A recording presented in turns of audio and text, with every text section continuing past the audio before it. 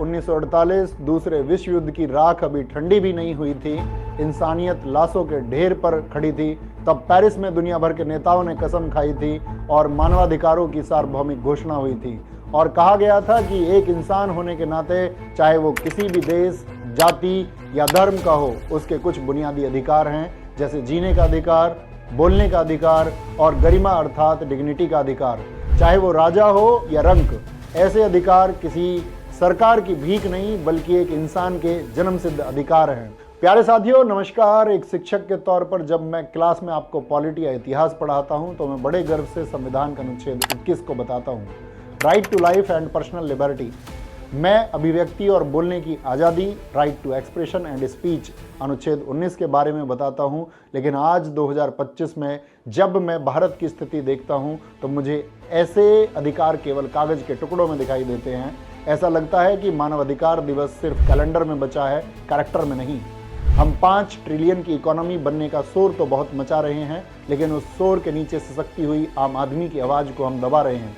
आज बात न सिलेबस की होगी न पढ़ाई की, आज बात हक और हकीकत के बीच की उस खाई की होगी जिसमें हमारा देश गिरता जा रहा है। मैं आज आपको अच्छी बातें करके या सफलता का मंत्र बताकर खुश करने नहीं आया हूँ। एक शिक्षक का काम आपको सुलाना नहीं बल्कि जगाना है, चाहे वो झटका देकर ही क्यों ना हो। हम कहते हैं भारत विश्व गुरु है, हम कहते हैं भारत धर्मनिरपेक्ष देश है, लेकिन आज मैं उस भ्रम को तोड़ना चाहता हूँ, क्योंकि जब तक हम यह स्वीकार नहीं करेंगे कि हम बीमार हैं तब तक हम अपना इलाज नहीं कर सकते। आज मैं एक शिक्षक के साथ साथ एक ऐसे व्यक्ति के तौर पर आपसे अपनी बातें कहना चाहता हूं जो व्यवस्था के अंदर जाकर उसे सुधारने की जिद के लिए बैठा है। चलिए आज भारत का रिपोर्ट कार्ड देखते हैं। हम 5 ट्रिलियन की इकोनॉमी बनने का सपना देख रहे हैं, बहुत अच्छी बात है, लेकिन सपने और सच के बीच में एक बहुत बड़ी खाई है और उस खाई का नाम है आंकड़े। जरा गौर से सुनिएगा, यह 2025 का भारत है, ग्लोबल हंगर इंडेक्स 2025। हम दुनिया को अनाज देने की बात करते हैं और विश्व में अनाज उत्पादन में दूसरे नंबर पर आते हैं, लेकिन भूखमरी में 123 देशों की लिस्ट में हम 102वें नंबर पर खड़े हैं। हमारे पड़ोसी नेपाल, बांग्लादेश, श्रीलंका, जिनको हम कभी आर्थिक मदद देते थे, आज वो अपने नागरिकों का पेट भरने में हमसे बेहतर स्थिति में हैं। क्या भूखे पेट सोना किसी का मानवाधिकार है? हम चांद के दक्षिणी ध्रुव पर पहुंच गए हैं, लेकिन जमीन पर हमारे बच्चे आज भी कुपोषण से मर रहे हैं। जब मेरे देश का बच्चा कुपोषण का शिकार होता है तो क्या संसद में बैठे लोगों की नींद नहीं टूटती? आज भारत में भूखमरी किस्मत नहीं, एक स्कैम है।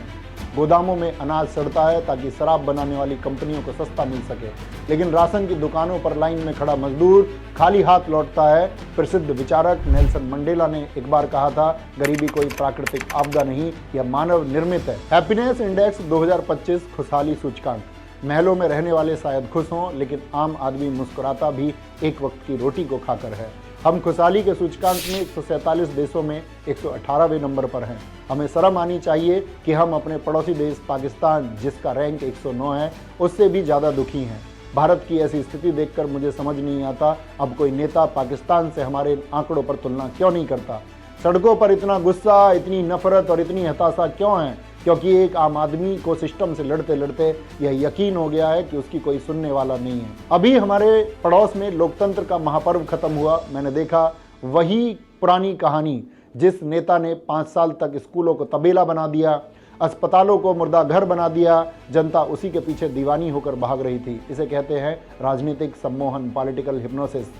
आज वही हो रहा है। आपको 5 किलो की खैरात और कुछ रुपए देकर यह एहसास कराया जाता है कि राजा बहुत दयालु है, जबकि वो कोई खैरात नहीं, आपका हक है। एक शिक्षक होने के नाते मेरा दिल तब रोता है जब मैं देखता हूँ कि ग्रेजुएट, पोस्ट ग्रेजुएट छात्र एक अंगूठा छाप नेता के पैर छू रहे हैं, सिर्फ एक संविदा की नौकरी के लिए। यह दृश्य, यह एक तस्वीर भारत के मानवाधिकारों की सबसे बड़ी विफलता है।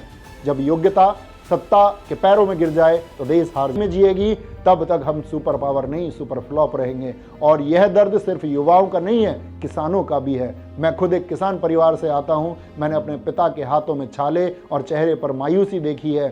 संविधान कहता है समान काम का समान वेतन, लेकिन किसान साल भर मेहनत करके भी सड़क पर अपनी फसलें फेंकने और कौड़ियों के भाव बेचने को मजबूर क्यों होता है? क्या सम्मानजनक जीवन अनुच्छेद 21 किसान के लिए नहीं है? हमारे लोकतंत्र का चौथा स्तंभ मीडिया, प्रेस फ्रीडम इंडेक्स 2025 में 180 देशों में हम 151वें पर हैं। जब सवाल पूछने वालों की जुबान काट दी जाए या वो खुद अपनी जुबान बेच दें तो समझ लीजिए कि लोकतंत्र आईसीयू में है। अमेरिका के पूर्व राष्ट्रपति थॉमस जेफरसन ने कहा था कि अगर मुझे सरकार और अखबार में से किसी एक को चुनना पड़े तो मैं अखबार को चुनूंगा, क्योंकि अगर सच बताने वाला जिंदा है तो सरकार को सुधारा जा सकता है। संविधान का अनुच्छेद 19 हमें बोलने की आजादी देता है। मीडिया जिसे वॉच डॉग होना चाहिए था वो आज लैप डॉग बन चुका है। सत्ता की गोदी में बैठे मीडिया आपसे वो सवाल नहीं पूछता जो जरूरी है, जैसे कि नौकरी कहाँ है, महंगाई क्यों है, पेड़ पौधे क्यों काटे जा रहे हैं, हवा प्रदूषित क्यों है, गरीबी क्यों कम नहीं हो रही, अस्पताल में डॉक्टर क्यों नहीं है। मीडिया सिर्फ इतिहास और आंकड़ों को तोड़ मरोड़ कर झूठे दावे पेश करके नफरत फैलाती है और अपने आकाओं की चाटुकारिता करती है, क्योंकि अगर आका खुश रहेंगे तो चाटुकारों को अरबों रुपए का विज्ञापन मिलेगा और यह अरबों रुपए किसके हैं? यह आपके और हमारे टैक्स के पैसे हैं। मनोवैज्ञानिक सिगमंड फ्राइड कहते थे कि सभ्यता का पहला तकाजा है न्याय, लेकिन जब न्याय की जगह अन्याय ले ले और संविधान की जगह किसी नेता का सरफरा मूंड ले ले तो हम सभ्य समाज नहीं जंगल राज की तरफ बढ़ रहे हैं। जर्मन दार्शनिक कार्ल मार्क्स ने कहा था, धर्म लोगों के लिए अफीम है, लेकिन भारत में अपने वर्ग विशेष की चाहत अफीम से भी नशीली है।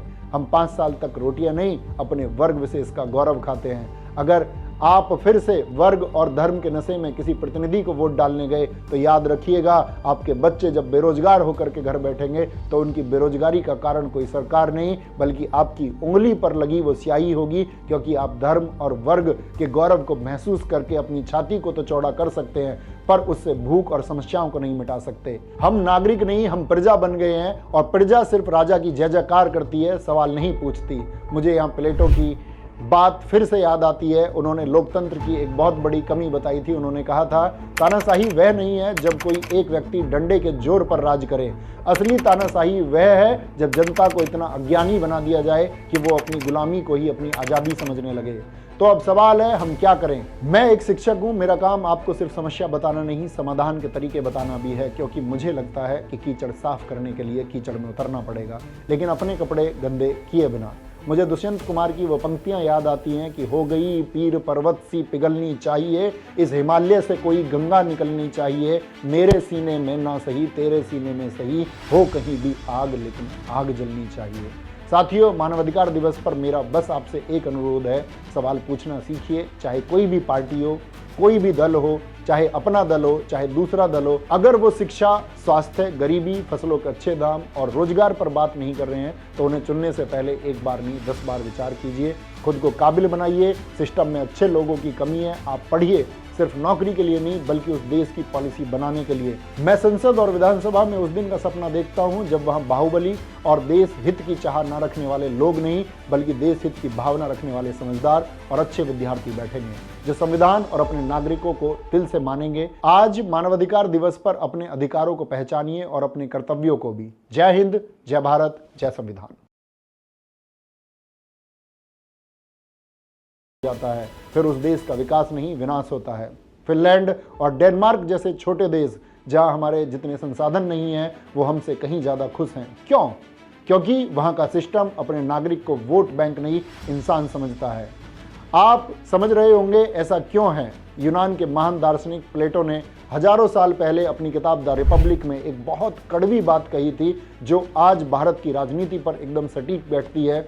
उन्होंने कहा था, लोकतंत्र की सबसे बड़ी कीमत जो आप चुकाते हैं वह यह है कि आप राजनीति से दूर भागते हैं तो आप अपने से अयोग्य, चरित्रहीन और मूर्ख लोगों के द्वारा शासित होने के लिए मजबूर हो जाते हैं।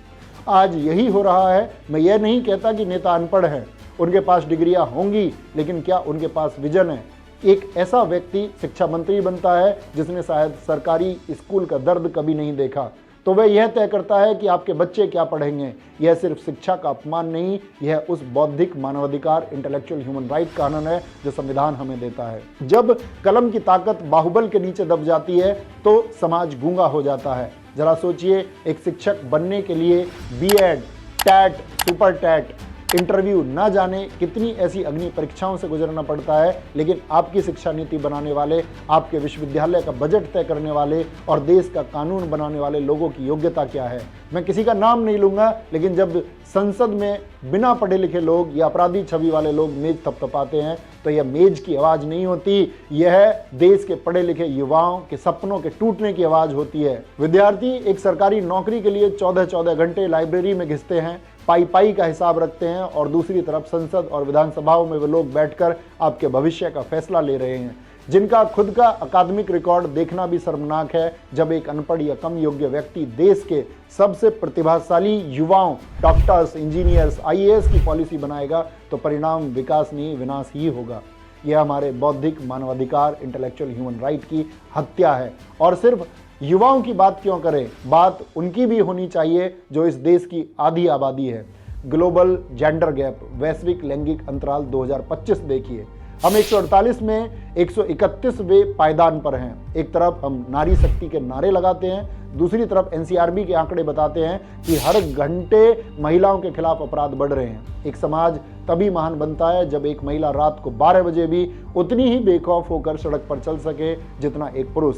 जब मैं क्लास में अपनी बहनों को पढ़ाता हूं तो उनकी आंखों में माँ बाप के लिए कुछ कर सकने का जज्बा, अपने पैरों पर खड़े होने का सपना देखता हूं, लेकिन जब वही बहन बेटी सड़क पर निकलती है तो उनके माता पिता को उनकी सफलता की चिंता नहीं होती, उनकी सुरक्षा की चिंता होती है। जिस देश में डर हवा में घुला हो, क्या उस देश में जीना मानवाधिकार है? नहीं, यह मानवाधिकार की अवहेलना है। संसद में महिला आरक्षण बिल पास होता है, तालियां बजती है, लेकिन टिकट किसको मिलता है? बाहुबलियों की पत्नियों को या उनकी बेटियों को। एक आम घर की पढ़ी लिखी लड़की के लिए राजनीति के दरवाजे बंद